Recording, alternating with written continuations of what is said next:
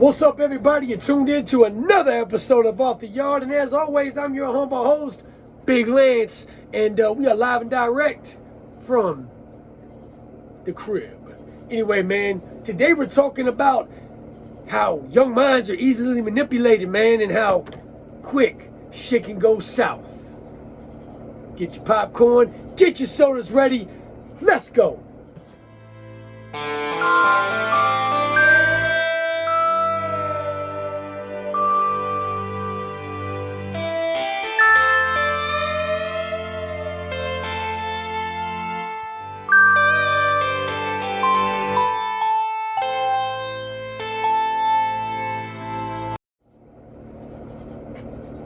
I'm gonna tell you, bro, I've been locked up with some crazy people in my life, man.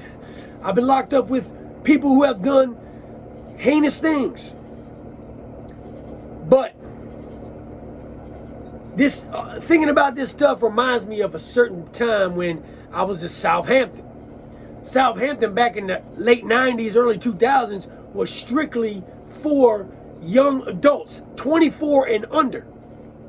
That being said, you had a lot of dudes that was coming up through the juvenile system as well. You had a lot of dudes that was coming up, committing crimes at 14, 15, 17 with life sentences, bro. L notes, never going home, washed up. I try to put myself in that situation, man. I try to think to myself, what if I was a teenager? 15, 16 years old. I can't even imagine, bro. I can't even imagine.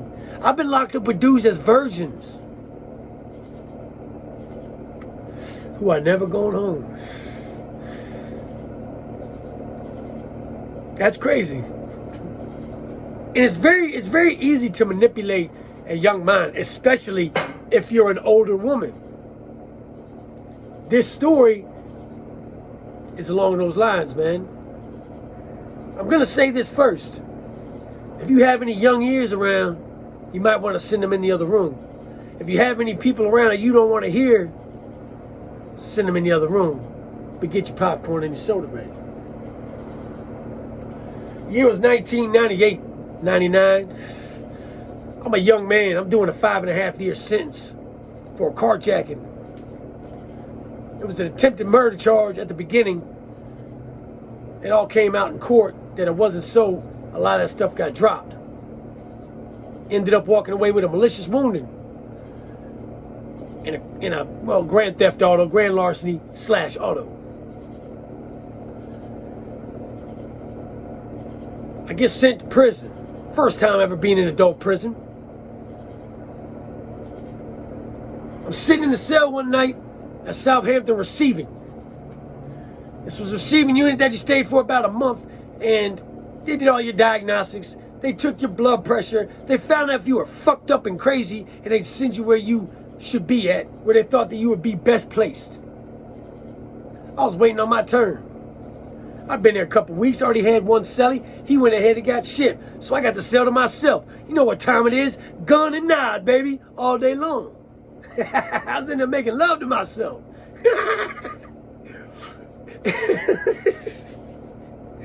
Anyway,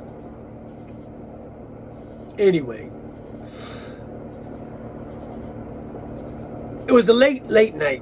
Sometimes the buses would get there late because they're coming from far places. They'd hit the bullpen, which is Powhatan, and they would get going.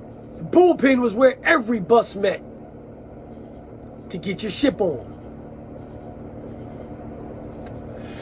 The door popped.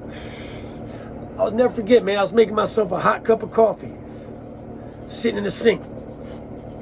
I look up. In walks this pale-faced, butt-faced, barely could grow a beard young man. But he was he was like a big dude. Looked a little older than he was. He was a juvenile, 16, 17 years old. I think I was around 19, 20 at the time. Wasn't much older myself.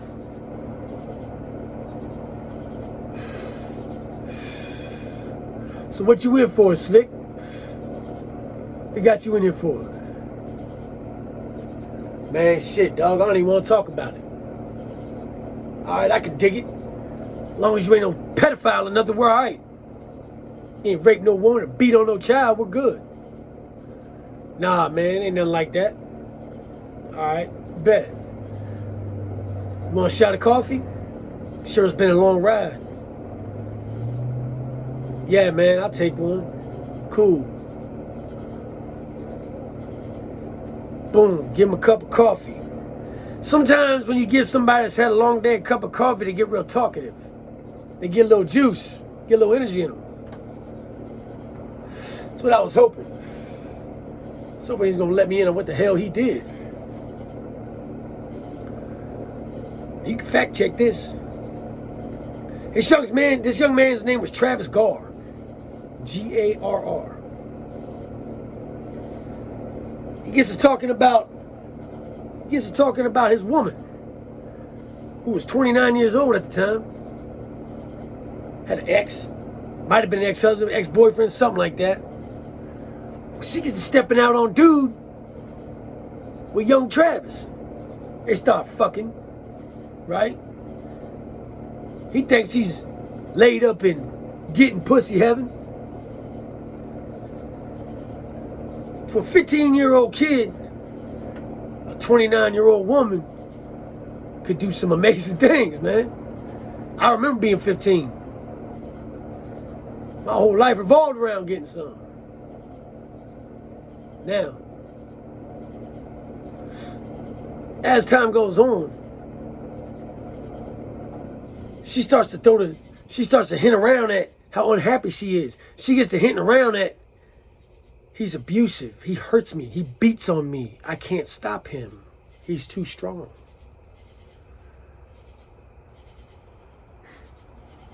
Travis says, well, I'm your knight in shining armor, baby. What do you need me to do?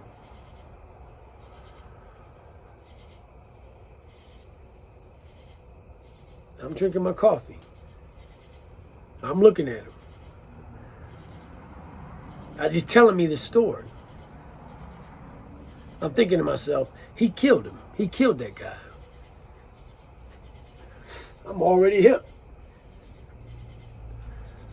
But couldn't unprepare me for what he was about to tell me. He didn't go into the details because he was up on appeal and he didn't want to hurt himself too bad. But basically lured the dude out. They killed him. And after they killed him, they took the body and began to chop it up.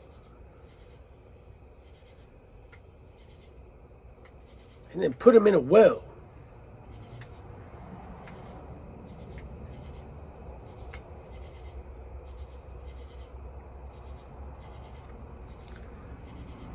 You did what? You did what?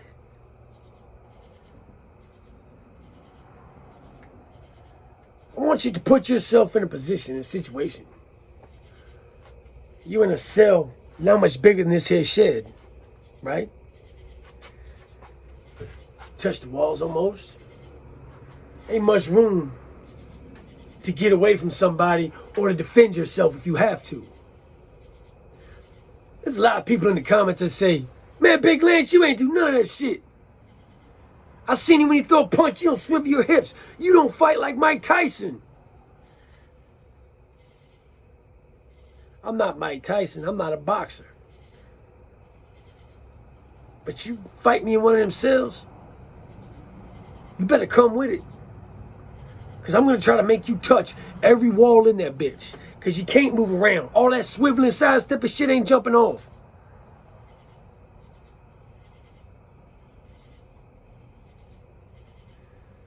I ain't no small cat. What the fuck are you going to do when a 240 plus pound man is trying to murder you in a box? You going to swivel your hips? You going to bob and weave?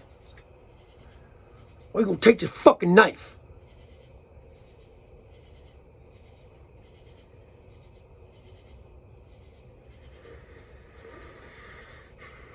Anyway, they chopped the man up. They put him in the well. This was in Louisa County. Later on, the body's discovered. The story's uncovered. All hell breaks loose. They locked the young man up. He's up for a sentence reduction as of now. Trying to go home.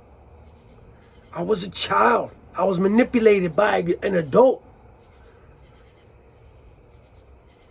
You think the courts give a fuck about any of that? No, they don't.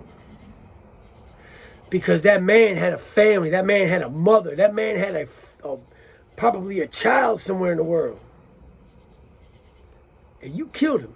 And not only did you kill him, you chopped his body up and threw him in a fucking well. Bruh. It's all bad for you. You're washed up, dog. Get a book. Press your bump. Lay it down. Lay it down. Lay it down. Lay it down.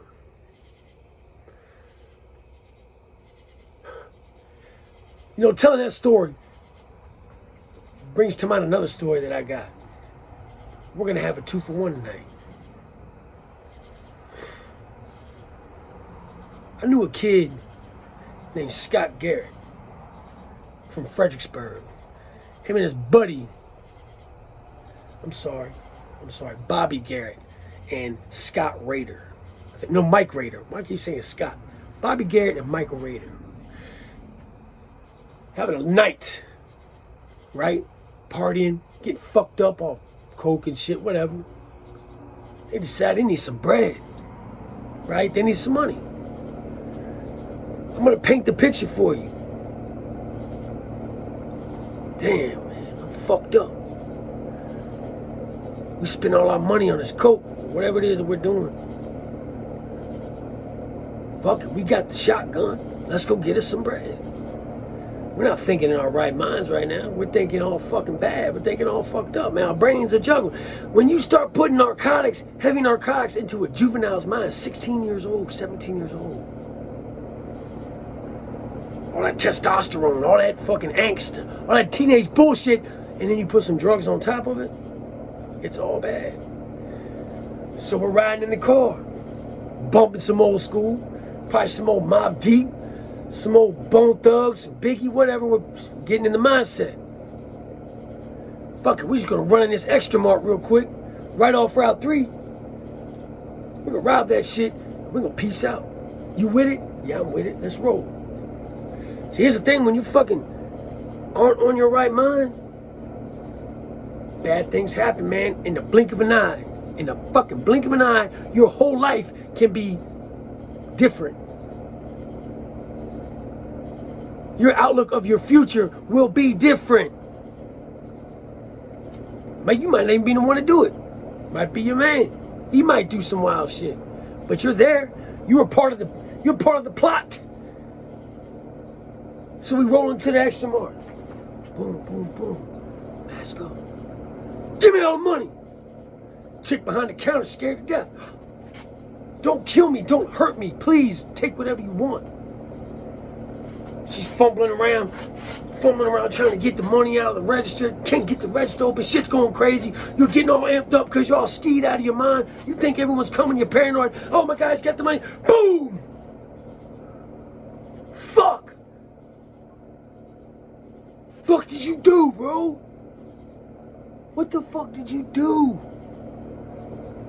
You look over the counter. She's laying there with her fucking stomach hanging out. She's still moving. Do you hit it with the kill shot? Nah. You run out the door, right? Boom, in the car. Biggie playing. Car skirting. Everybody's bad. Everybody's bad. Everybody's bad. Everybody's like, what the fuck? You're looking at your homeboy like, bro, what did you do, man? What did you do, bro? You killed her. For what? Time goes by. A couple days. Police! Boom! Door comes off the fucking hinges. Get on the goddamn ground. Fuck. What are we gonna do now? Bro, I love you, but I gotta fucking tell him what happened. You fucking tell me anything, I'll kill you, motherfucker. Fuck, you can't do shit. I'm telling. I'm going home. You shot him. I didn't shoot him. You did. I'm gonna tell him you did. I'm gonna stand a fucking point at you in front of God, Jesus Christ, and everybody, bro. He did it. It was him. Right there. Raider walked away with 12 fucking years. You know how much time Bobby got? 25. Juvenile life plus 25. My man. So we had to do juvenile life, which is 21. Then hit another 25. He just came home. This happened in 98. He just came home. I know Bobby. Known him a long time. Done a few bids with him. He was always around every time I got locked up. When he got locked up as a juvenile, I had his back. I told the homies, man, look, you fuck with young Bobby, you fuck with me. He was just a pup. Not saying that I was seasoned, but I was a little more seasoned. And he knew I had his back. He knew what I did for him. So every time he sees me, he shows me love. But he got to a point he didn't need no back. You do 20 years in prison, you're a different animal. But it just goes to show how easily these young minds are manipulated. How easily these young minds can go off the deep end. We have to watch them. We have to protect them. We have to mold these young minds, man. I think about these dudes and I think about my sons. My oldest is 14. He kind of teeters on that road, man. And I worry about him.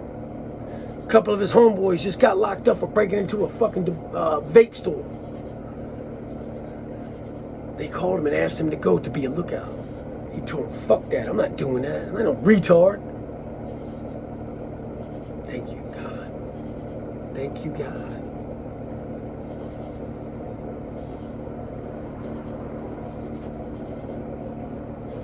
Much love to the Gladiator Gang. Much love to the Blue Collar Kings. As always, it's 2 L's and a bulletproof R, man. Thanks for tuning in tonight.